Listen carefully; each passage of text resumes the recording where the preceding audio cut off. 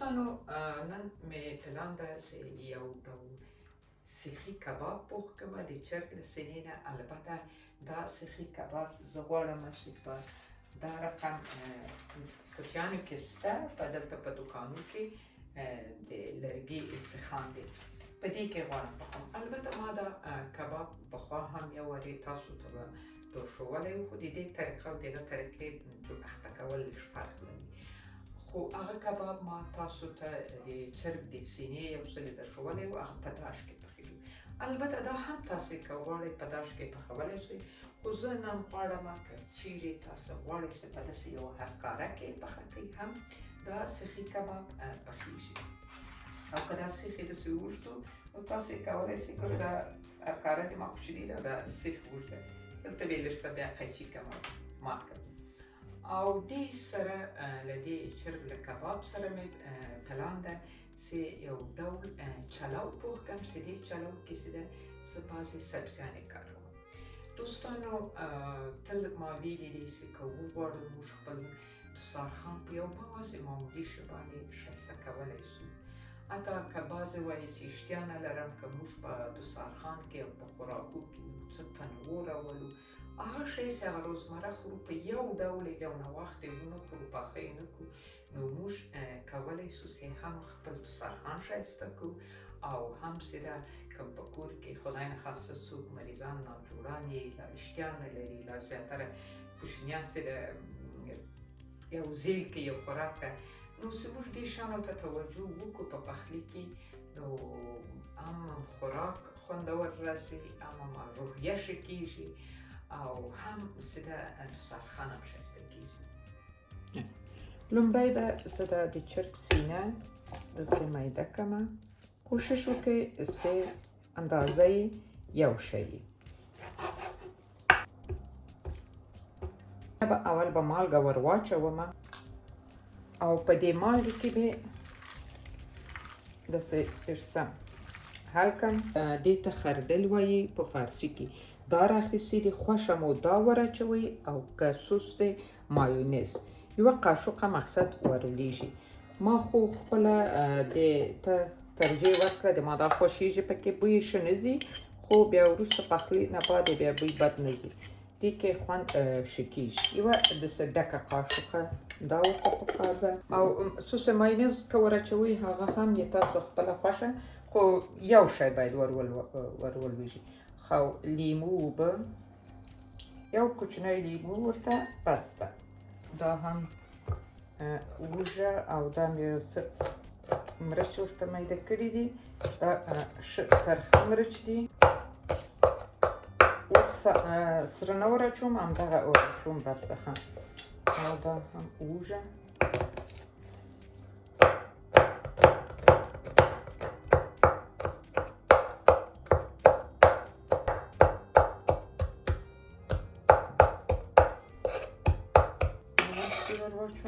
کورکمن او دلته مې هم ورته وچه دڼیا راواخیستله. وچه دڼیا به لږ ډېره ور واچوم.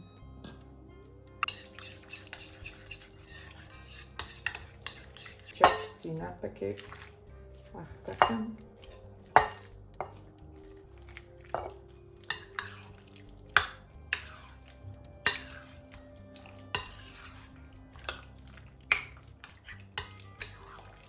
قاشقه به البته د زیتون غوړي ور واچوه، ورته کفایت کوي. تور مرچ کوشش کوئ چې په خوړو کې ډېر استعمال کړئ. دا هم تور مرچ. دوستانو دا خو مې اخته کړه، اوس په دا دغسې پرېږدمه. لومړی به وریځې دم کړمه. اوبه ویېښېدلې او وریځې مې هم خشتې کړې وې، تقریبا یو 3 ساعته مخکې. د وریځو باندې لیکلي ول، دا وریځې ما نه وي اخیستې ول، ډېرې زیاتې ښې وریځې دي، البته د هغه کاروان وریځې دي. یوه بله به ما راواچومه، چې هم 3 قاشقه. بس وریځې به ور واچوم، ایښومه چې صاف یې کړمه. خو د میده وخت کې بیا غواړم، ما مخکې تاسو ته کوم په یاد دی د انار پلو مې درښولی و، انار چلو، په داسې یو قالب کې مې دم کړی وي. نو نن هم غواړم چې دا وریجې په داسې یو قالب کې دم. لیدونکو دا مې هغه ورځې یو شي واخیستل، ډېر مې خوښ شو. ډېر ښه ده کله چې سړی وریجې صافوي نو که ورته ولاړ هم نه وي نو هغه وریجې بیا نه تویېږي. څه داسې په دیګي کې ورکړئ. ګورئ دلته جای هم لري او واخلئ. دا په درد خوړل سوی شی ده. که ماکروني له وریجې سړی پخوي نو هغه بیا پاس نه تویېږي، له دیګه نه تویېږي. ما پخوا یوه جالۍ اخیستې وه خو اوس مې وکتل تره جالۍ هم دا کړم. ما به پخوا داسې جالۍ باندې پرې کېښودله بیا به نه تویېده، خو نه، البته تر دې جالۍ هم دا ډېر زر ښه ده. داسې ده تازه دنیا ده، دا شبیت دي او دا هم څه ده زنجفیل او دا هم هغه پوره چې ورته وایي پلنه ګندنه او غوړي مې هم ورته راخیستي دي چې سره یې کړم بیا به په سر وراچوم. وریځې چې کله تاسو لیدونکو خشتې کوئ، مالګه چې اول یې پرېمنځئ، مالګه ور واچوئ او یو څه هم د لیمو اوبه، بیا وریځې چې خستې کړي، که ډېرې هم پاته شي درنه نه خرابېږي، ډېرې ښې راځي، لا یې دانه ښه راځي زما په نظر. ګورئ دانه یې ښه راغلی ده. ما یو څه د لیمو اوبه هم ور اچولې ولې خو مخکې مې لږ څه ونه ویل. وریځې دلته زه تقریبا 99% پخوم. په دې چې کله یې دمومه او په داش کې یو دموم او بل څه ده صرف غوړي ور اچوم او اوبه نه ور اچوم چې دلته یې ښه دانه پخه شي، صرف د میدا په وخت کې اوبه نه ور اچوم. البته لیدونکو ما د دې لپاره داش لګولی ده، مخکې یو 10 دقیقې مې مخکې ولګاوه داش، یعنې له دې وریځو سره مې یو جایي داش هم ولګاوه چې ګرمې. خو تاسې کولی شئ چې دا وریځې غیر له داشه په دیګدان په سر، منقل په سر هم دم کړئ. اوس یې دانه ښه نرمه شوله، اتې نور ور ګل کومه او صافوم. وریځې به اوس دلته واچوم، اوبه یې ټوله ولاړې. نو دلته په دې پیالې کې چې ده ما زعفران مې ډېر کم درلودل، خلاص شوي ول. دا د وګورئ بوتل یې خالي شوی ده، له دې رنګ نه هم کار واخیست. دا رقم کوچني بوتلان دي، په دې کې رنګ دي. نو لږ څه زعفران ده، البته ډېر پکې رنګ. غوړي لږ څه سره شي.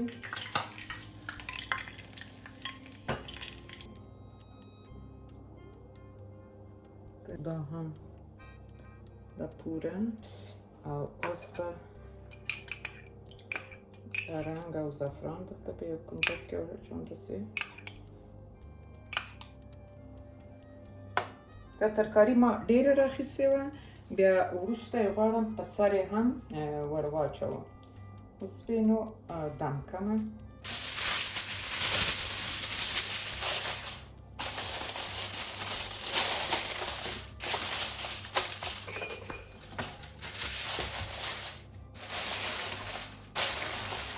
بیا هم وایم دا مهمه نه ده چې په داش کې دموئ او که په دیګي کې.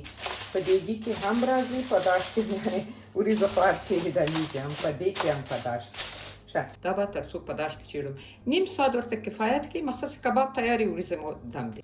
دا هم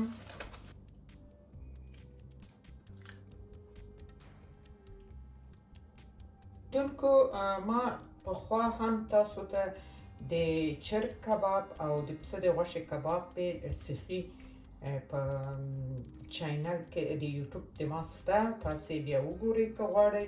چې هغه مې د باندې په منقل باندې پوخ کړی او د چرګ دا رقم داشي کباب مې هم پوخ کړی و د چرګ د سینې. او دې نه علاوه چې ده د چرګ کړایي مې پخه کړې ده، څو ډوله چرګ مې پوخ کړی ده.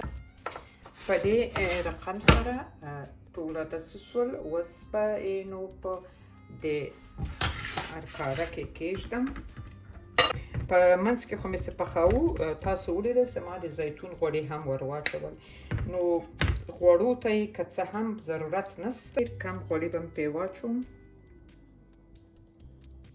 همدومره شکل سره به داسې داسې راړوم هم بیا چې ونه سوځېږي. فکر کوم چې جای تنګ ده، داسې به یې کړمه چې په 2 مرحلو کې به پوخ کړم. دا که څوک رژیمي لا څوک کلسترول او شکر دې لپاره نه غواړي چې داسې شی وخوري چې هغه غوړه مې او سور کړی مې، نو که د ما منې دا رقم وچ کباب دی شي، البته نه پکې د خردل واچوي او نه پکې غوړي همداسې وچ یې پسې پوخ کړي، هغه د زیتون غوړو کې ور واچوي، کفایت کوي ورته، نو ډېر زیات ښه رژیمي خوراک هم راځي. اور مې هم تیز کړی دی، البته ټیټ اور نه ده.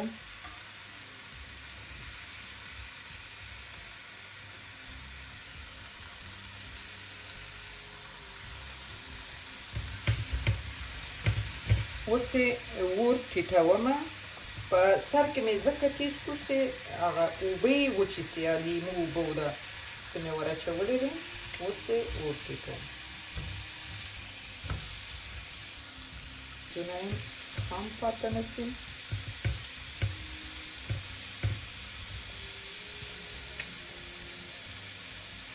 په دې شکل سره مې پوخ کړو. اوس به دا لرې کړم، هغومره بس ده ورته، او دا نور څه به اوس کېږدم.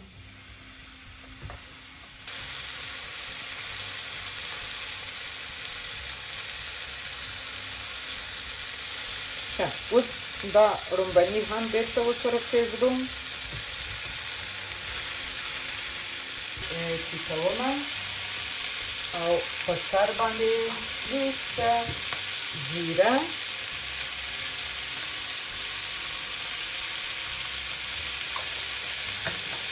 او لږه هم وچه دڼیا کې جوړومه.